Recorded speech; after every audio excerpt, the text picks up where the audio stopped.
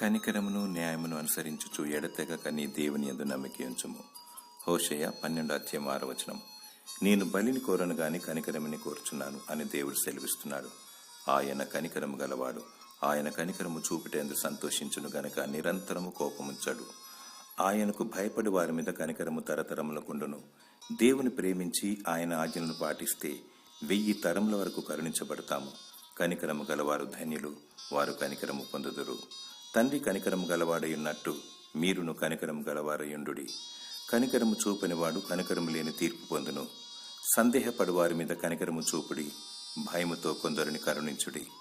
నిత్య జీవార్థమైన మన ప్రభువగు యేసుక్రీస్తు కనికరము కొరకు కనిపెట్టుచు దేవుని ప్రేమలో నిలుచున్నట్లు కాచుకునుడి. దేవుని కృపయు కనికరమును సమాధానమును మీకు కలుగునుగాక. ఆమేన్.